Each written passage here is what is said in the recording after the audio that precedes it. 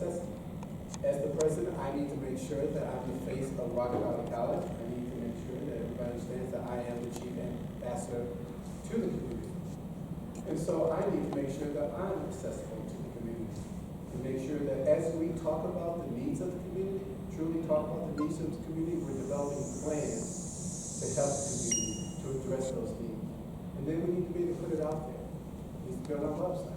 You can see our plan. What is our message? How are we moving forward? Why did we go down that? We need to be able to discuss that. The whole idea is one of our core values is public trust. It is important for the community to trust us as a community college. You still have a question?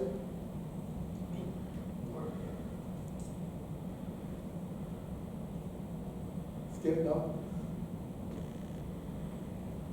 Okay. Do you have a question? Yeah. Okay, go for it. There's a large part of our community that does not have easy access to Rock Valley College because of transportation issues. Yes. Talk about what a solution to that problem could be. Talk about a solution to what the problem is regarding transportation. And that a large group of our students do not have transportation. From the west side of Rockford specifically. I pause and I'm thinking about the answer. As the community college, we need to make sure that our community has access to us. One of the things that happened in the Madison area was that they established a Goodman South campus. And the reason why they built the Goodman South campus, simply because there was a need on the south side of Madison. There was no brick and mortar building. Students couldn't always access the campus, being on the north and the sort of east side of the area. And so I was asked to look at the traffic flow of student services and how that works within the campus. And I remember talking to many of the community members, and I remember when that building opened up, and how many of those community members, not just the community leaders, not just the politicians, but I remember students coming to me and just saying, you know what? I cannot believe that we actually have a campus in our neighborhood. And I remember the impact that had on them today. And they were just randomly coming to share that with me. So I think about that. I think about the importance of being accessible. And transportation is definitely the area that we need to focus on. Transportation, not just here, but if we go down the path of Advanced Technology Center in Belvedere, we still need to talk about transportation. A few years back, I submitted a proposal for transportation. It didn't go anywhere, but we really have about two real options here. You work with the city, of Rockford, and see if we can increase the bus routes, but not just a stop at the institution, but sometimes it takes students 2 hours to get to campus, especially in the wintertime. That's tough. And there's financial issues here. But what can we do to leverage these relationships? What can we do to partner with one another to increase the schedule of times that they're coming? Another option would be simply to create your own transportation schedule. You can rent a bus, you can rent 15 passengers, and they can be ongoing throughout your campus. You really have to look at the budget, you have to look at your strategies, you have to realign your priorities to make those things happen. At Madison, the students also voted on transportation and created a transportation fee to help fund the busing schedule between campuses. So there's many ways that you can do it, but you just have to make sure that you be open about it, and once you develop that plan, to prioritize it. Thank you. Thank you, Spearman. We have a question from Chad. The average age of a Rock Valley College pupil is 24 years of age. What skill set will you use to address the diversity in academic pursuit, in essence, high school graduate to older adults? What skill set will I address to address the older adults and the diversity? Yeah, the diversity in academic pursuit, high school graduate to older adults.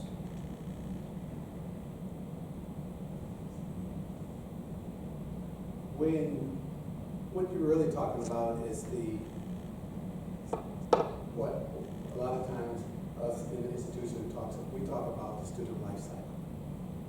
And when we talk about the student life cycle, the time the student decides or identifies that institution to the time the student hopefully graduates versus stop out or transfer out before the degree. And so how do you help them? The goal here first is to understand that our role as a community college, our role as a college in this community is to make sure that we can meet the students' needs, meet them where they're at. There are some students who will come here for 1 credit. There are some students who come here for 3 credits. There are some students who are coming here for non-credit classes. They're not looking for or seeking credit classes. We need to be able to address those needs. And so you have to diversify the portfolio, so to speak. You have to make sure there are opportunities across the board for students. I think so we're somewhere between 25% CTE or career technical education, maybe a little less, and 75% liberal arts. And that's only one aspect of community college. That's one aspect of opportunity. So you also have to work with the employers, our business partners. And we have to develop customized training so that we can help students who are currently working in the community land stackable credentials, short-term credentials, and things of that nature. There's also marketing. We have to look at our marketing. And who are we targeting in our marketing? One thing we did at my current institution is we developed 8 or 9 personas. We did our research and we found out that majority of the students or prospective students in the community were identifying us through, 8 or 9 personas. Single parent working full-time, or somebody, the 18-year-old student, the 24-year-old student, the 35-year-old student. And so we had these different personas, and we developed marketing strategies around these personas that we made a social media list and we put out in the community and things of that nature. And now we're able to track the number of people who are coming onto the website based on clicking on one of these different personas to see how we can still track entry and engage them. Once they're on campus, I have a team already set up to do outreach to them. We have success indicators within the enrollment pipeline that, depending on how many times they engage us on the website and through these personas, we'll have somebody call them and check in on them and ask them questions. And we're not talking a chatbot. We're talking about somebody that can make a personal connection and develop a relationship and establish trust with the student to let them know that they selected the right place and we can help you succeed. And so we're able to do that. And then once they successfully complete the application, we have several other strategies in place to get them from successful application to actually register for classes. And so it's infrastructure, it's an enrollment management plan, but it's also simply, and you never take it for granted, the importance of developing relationships in the community. If people trust me, they'll trust the institution. If they trust the institution, they're more likely to refer people to the institution. Students recruit students. And it's important for them to have a good experience here so that they can recruit other students to campus as well. So we can never take for granted the importance of just being good customer service. Great. Actually, this is a great tie-in to what you were just talking about. This next question is, Dr. Spearman, can you talk a little bit about the Rockford community organizations you've been involved in? What was your role and your positions? So what was my role in the Rockford community organizations that I was a part of? Correct. Well, first I mentioned Rockford Promise, and I was a part of the board. I was a board member of Rockford Promise. And again, that's a 501c3 scholarship-based organization. And we provide, at that time, location-based scholarships. On that board, I served on the mentoring committee, partnered with Dr. Walker on the mentoring committee, also the orientation committee, helped develop that with Dr. Walker as well. Other than that piece, I also served on the fundraising team. How many of you ever heard of Raise the Roof? Maybe some of you, a few of you. And so we had Raise the Roof fundraiser, which is the annual fundraiser to help us raise money for the scholarship. And while I was the vice president of student services, we had at least 2 of the events at Starlight Theater. So not only did we raise money, but we were able to highlight one of the assets that we have on campus and bring in community and let them see and experience our campus from a different perspective. So that was one of the ways. And I believe we started with Rockford Promise, we started with about $36,000 the year that I was there, and now I believe where they are well over 400-some thousand, and that money goes to scholarship recipients. Then I'm a father. I'm a father of a 13-year-old, a 9-year-old, and a 7-year-old. And while I was the vice president of student services here in the community, I was a basketball coach for the Art Salad basketball team organization, and I coached my son, and I am so proud of it. It was one of the most stressful things I ever done in my life. But I coached him in 4th grade, I coached him in 5th grade, and I also coached him in 6th grade. And so that's another way that I was part of the community. I've been very focused, and I'm also a part of the church community. I attend St. Paul, and we do a lot of great work within the church. And so I work within the community from various angles. I've also served as a keynote speaker for several different organizations, from Alpha Kappa Alpha sorority, was a mentor in the classroom, and I went in the classroom and actually taught or did workshops, facilitated workshops in the middle school. Alpha Phi Alpha, I was a keynote speaker. Rockford Minister Fellowship, I was a keynote speaker. We participated in their luncheons. I spoke at the MLK luncheon as well, in a different year before Rockford Minister Fellowship, but the community-wide luncheon. Also with RAM. RAM, most people don't know this, but I work with RAM. I serve as their backup keynote speaker. If you've ever been a part of RAM, it's like 500 to 600 people deep in Giovanni's, and they believe that the show must go on. And so I am there just in case the big name that they actually have coming decides not to show up simply because it's February and it's bad weather and things like that. But you know us, we make it out anyway. And so I'm there to support them and have helped them with educational activities as well, through the work I've done with Jessica Jones as well. So I'm a part of the community, one way or the other, on various levels, from working directly with the college to simply connecting with community people and helping them to, you will always, one thing you will learn about me if you don't know, is that I'm always pushing higher education. It doesn't matter if I'm at a restaurant or in the grocery store.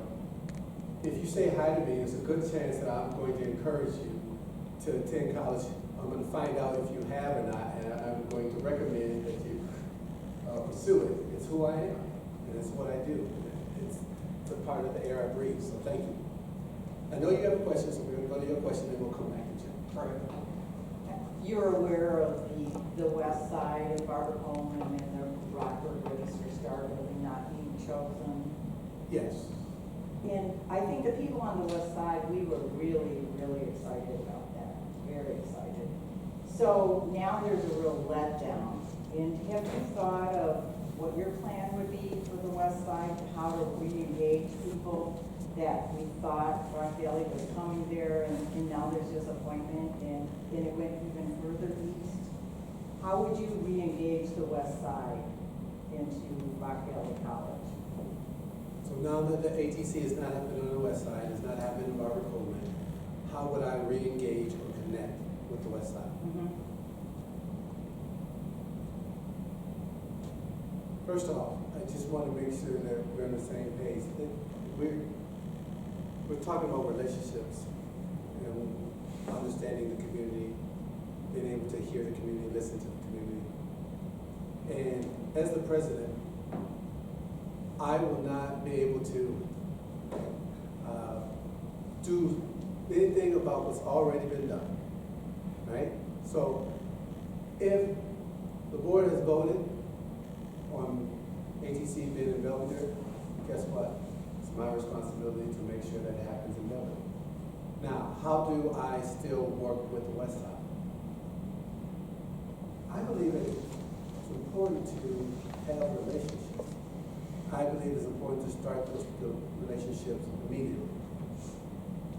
And so that folks know that if I'm the president, this is what I'm expecting. I'm expecting to reach out. I'm expecting to hear. I don't want to come in, I'm a part of this 511 district. But the last thing I want to do is come in and tell you this is what we need to do in this community right here. And the reason why I say that is because the pandemic, if it hasn't taught us anything, it's taught us to pause, take a step back, rethink the hard truths. And what we thought was relevant and true 6 months ago may not be the same today. And so we have to pause and we have to talk to that. And so I would be in the community and talking to them. I've already reached out to Representative West. I've already talked to him. He's excited about this opportunity. He's excited about our potential partnership and working together to bring in additional dollars and to continue to engage, like an initiative around workforce equity initiative. And so these are areas that I'm not just starting for the first time. I already have some of these relationships, and we'll continue to work through some of these relationships. The goal here is to listen. We need to start with listening. And I'll talk to my team and identify, I will ask each of them and the board members to identify the top 3 people that I need to connect with in the community. And in my first 60 to 90 days, I will begin that conversation. I will begin to reach out to them. I also will be working with K-12 and the superintendents directly and figure out how can we continue to keep students first and how do we continue to move forward. Thank you for asking the question. Thank you. Presently, Rock Valley College has partnerships with OSF and Northern Illinois University. What visionary partnerships do you seek for future academic pursuits?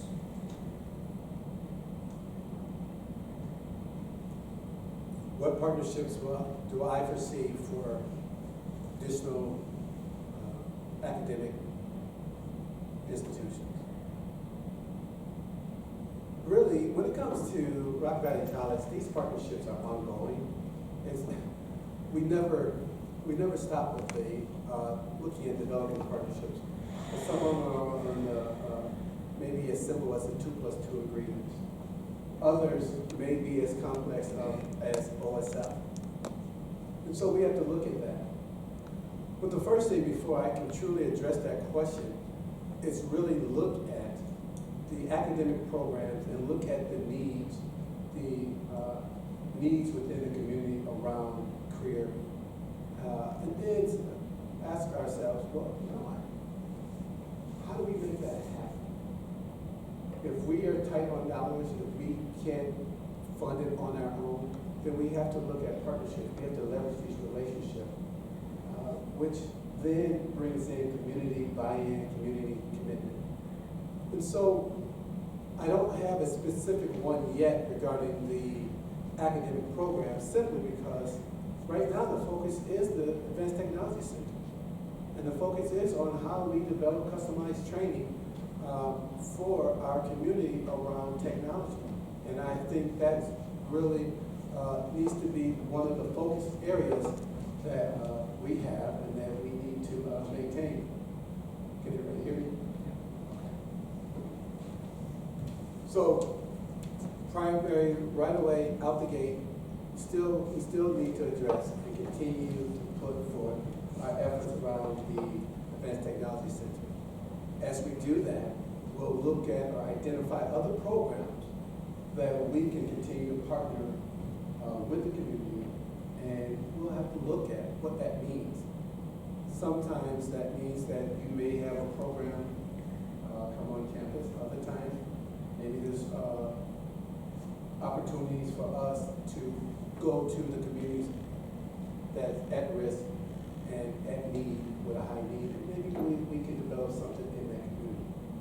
I simply don't want to just say that it's automatically going to happen, because I need to look at and assess those plans. I need to assess our 10-year plan. I need to assess our sustainability plan for ATC and others.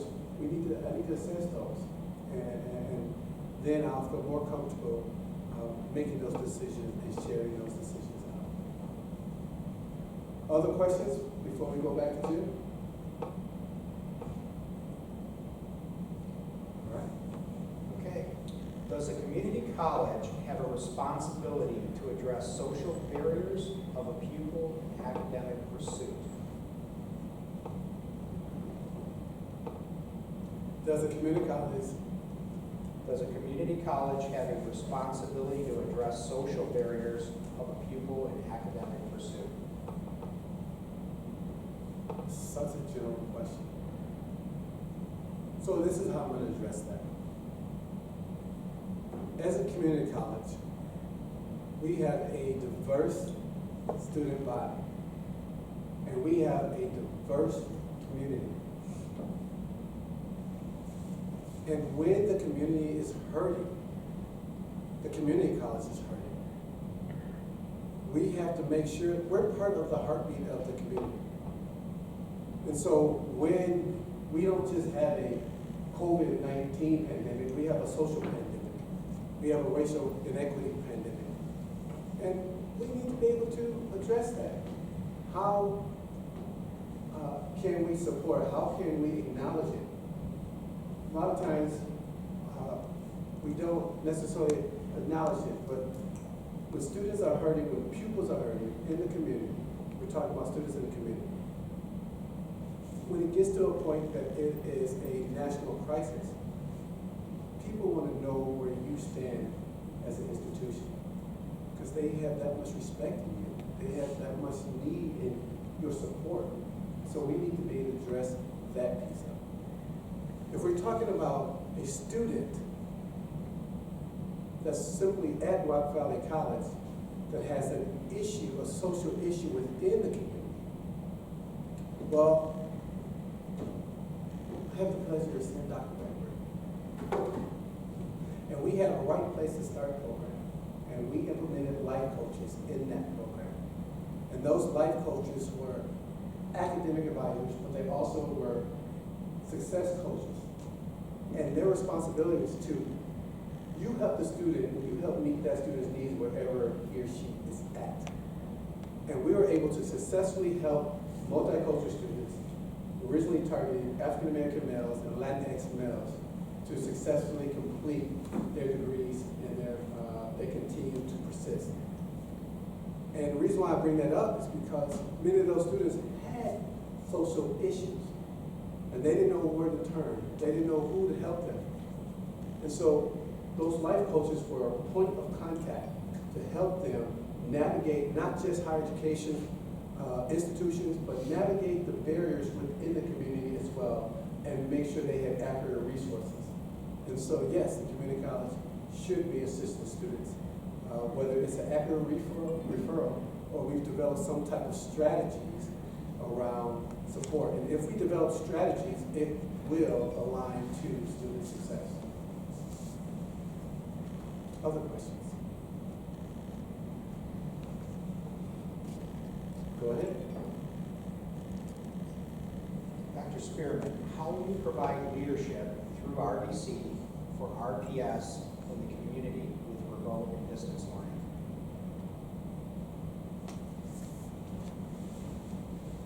Well, when it comes to COVID-19, it has definitely presented us with a challenge. There's no doubt. This is one of those hard shoes.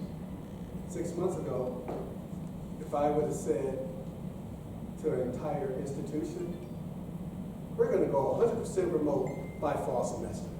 No, scratch that. I'm going to give you 2 weeks and we're going to go 100% remote right after spring break. I think you understand the response I would receive from the campus community if we said that. But because we're in a pandemic, we have been challenged to be more innovative, more creative. We have been challenged in how we engage students, how we provide a quality education to our students. And I believe that's important to do. Going into the fall semester, it's important for students to know that they can feel safe on campus if they choose to come on campus. Safety. Students have the right to be safe when they walk onto campus. I haven't reviewed all of the protocols of COVID-19 for Rock Valley College. If hired as the president, it's one of the first things that I will need to do as part of my assessment that I really need to look at those protocols. We can't necessarily align with K-12 regarding how we open or not, but we do need to take that into consideration, how the other educational facilities are working. But we have different populations, different groups. What we expect an adult student to do is completely different than what we expect a third grader to do. It's not the same.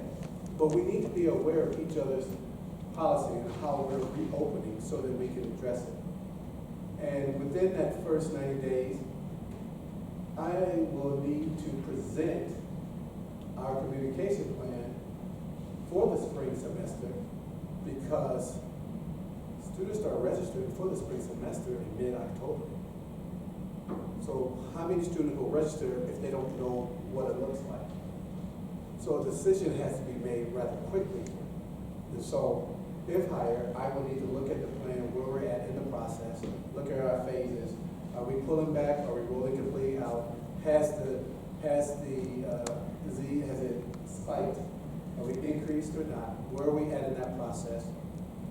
And then, once that decision has been made, led by me as the president, discussed throughout campus with leaders and boards so they understand which way we're going, then that should be presented on the website and sent out to our community, to our students, to our employees, and posted on the website for the community to see as well.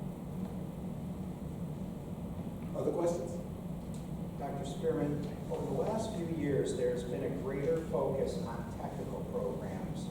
What will you do to balance that out with the liberal arts?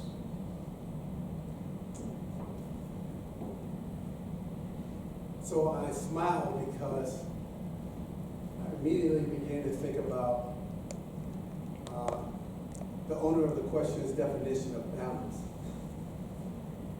Between liberal arts and technical programs, we're already at somewhere around the 75% primarily liberal arts to CTE technical, which is 25.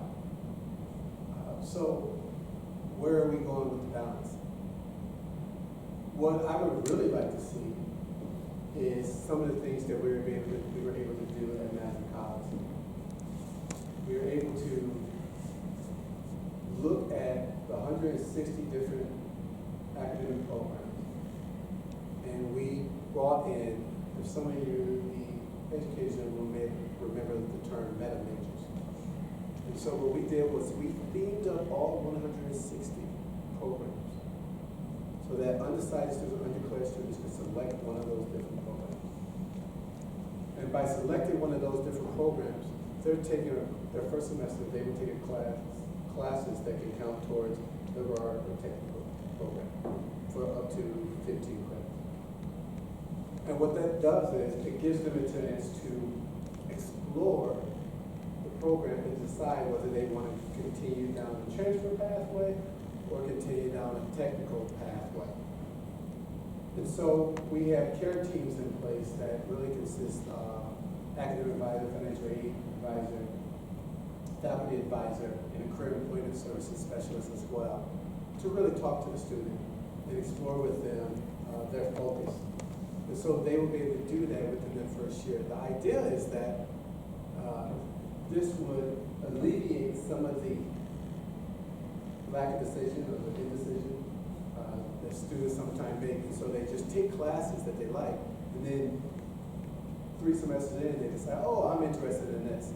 And then it has nothing to do with the classes they've been taking. And so all of a sudden, you have a student who could be earning a 2-year degree in 2 years, taking 6 years or something, because they're almost starting over. And so you alleviate that by having some of these programs and strategies in place. The key here is that we have to understand that we are a comprehensive community college, and we have a strong business community that needs us to develop technical programs of education for our students. And so we need to continue to provide those pathways, short credentials, stackable credentials, so our students can understand and experience success short term that keeps them moving forward long term. And then we still have the population that simply wants to come in as a traditional college student and take 12 to 13 credits and work their way through until they complete. And so we'll continue to offer both. And we'll continue to work with the community. We'll continue to assess the needs of the community. And we'll continue to develop programs around technical education as well as liberal arts and transfer opportunities. So it's not one or the other. It's both. Because when students come in, we need to meet them where they're at. So we need to make sure that we can do that. Great. What will you do as president to increase enrollment at RVC?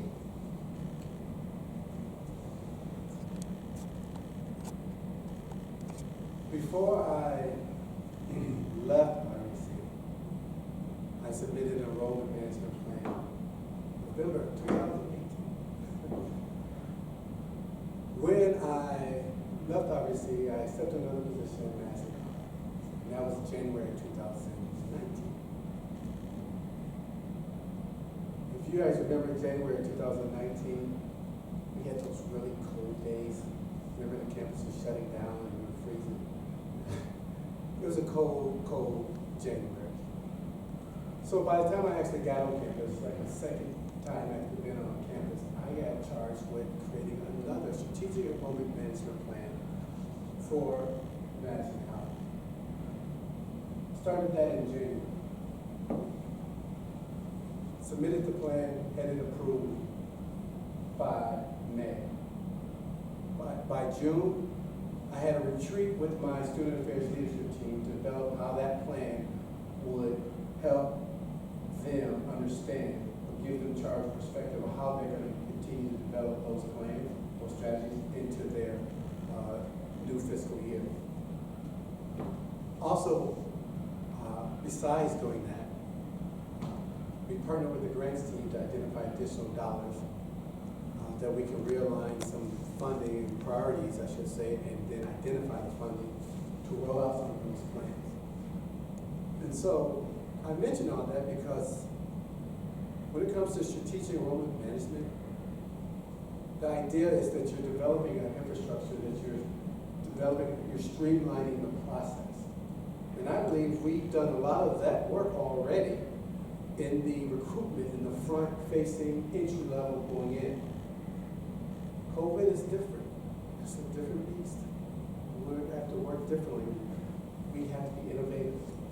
But the focus area that we can focus on would really be the retention aspect and the completion aspect of the students. And what I mean by that is looking at the persistence rate, looking at the academic achievement gaps, and really narrowing down what we can do and how many students will we have to impact to actually move the needle towards a positive persistence, towards a greater retention, and towards a greater completion.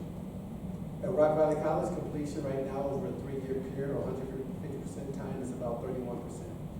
When you compare it to your peer institutions, that's right there, that's at the top. When you compare nationally, 31% over 3 years, pretty good.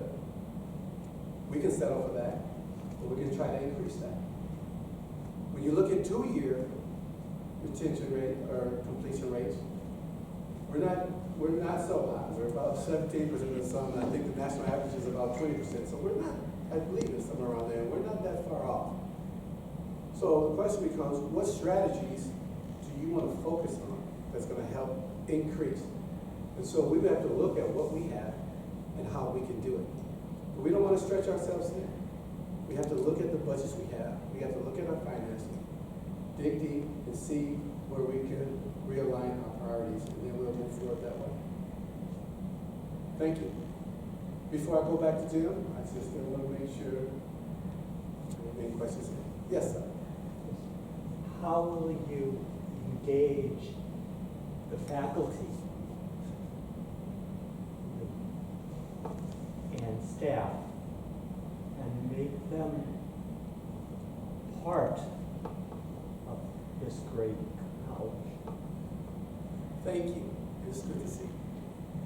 The question is, how will I engage the faculty and staff and make them a part of this great college? Again, I'm going to go back to one thing I've said, and that is the relationship development. But before I talk about those relationships, many of the faculty and staff know me. They don't know me as the president, but they know me as the vice president. They know me as the associate vice president. They know me as the dean. They know me as a director. They know me as a manager. And they've seen the great work that I've been able to do, and they've seen how I collaborated with them throughout this. This success is not my success, it's the campus success. And it's important for faculty and staff to understand that they are a part of our solution. They are the success. It's important to understand that when students go into the classroom, that they feel engaged, that they have a sense of belonging, they have a sense of identity. I believe as the president, we need to continue to have those conversations with faculty to understand how we can continue to engage them. Another thing that the pandemic taught me and taught us is that it's important to be flexible. We can't get caught up in how we've always done it, because that's the way we've always done it. I believe that we can always continue to focus on excellence and continue to try to increase quality. And if faculty are the #1 retention tool in higher education, which they are, because they see more students over a period of time in each semester than any other group, then we need to talk about engagement. And we need to make sure that they understand the plans that we have and how we're rolling it out. We shouldn't have to post it and then they're surprised by it. But they need to know what we're doing and why we are doing it. Staff as well. Well, that's why you develop the plans. That's why you should have the master plan. That's why you should have a strategic role management plan. That's why you should have an academic plan. And I believe that once you have those established, collaborative effort in developing it, they should be on the website and accessible. So not only the campus community can see it, but our community at large can see it as well. Engagement, collaboration, open communication, critical to making those things happen. Thank you. Thank you. Dr. Spearman, we have 3 more minutes left, but this next question might help us transition towards a close. It reads, why are you the ideal candidate to lead Rock Valley College in the 21st century academic arena? Why am I the ideal candidate to lead Rock Valley College in the 21st century academic arena? You got a good memory. Today. That was impressive. That was word for word, right?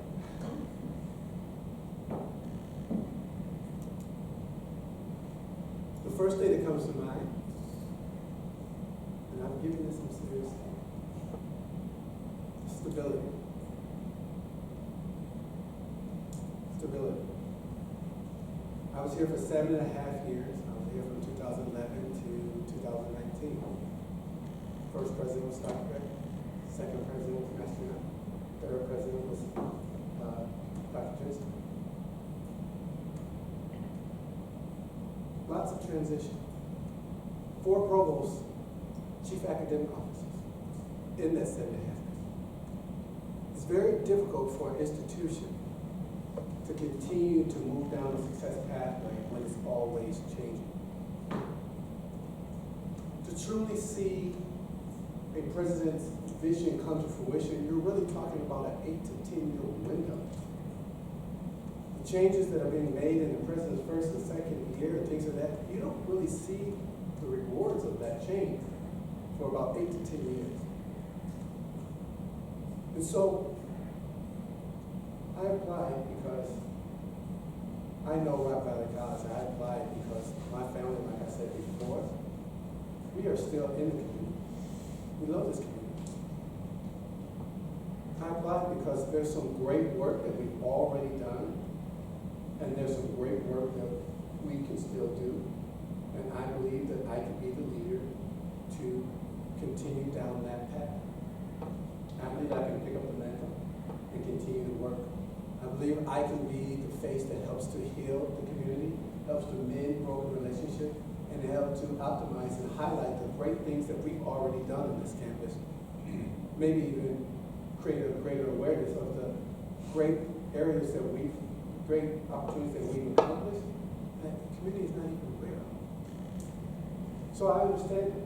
I understand the importance of being connected to the community. I understand the importance and accept the importance of this position. And so with that, thank you for your time. I thank you for listening to me today. I thank you for coming out during this COVID-19 time to hear me, and I look forward to being your president if it's meant to be. Thank you. Thank you very much.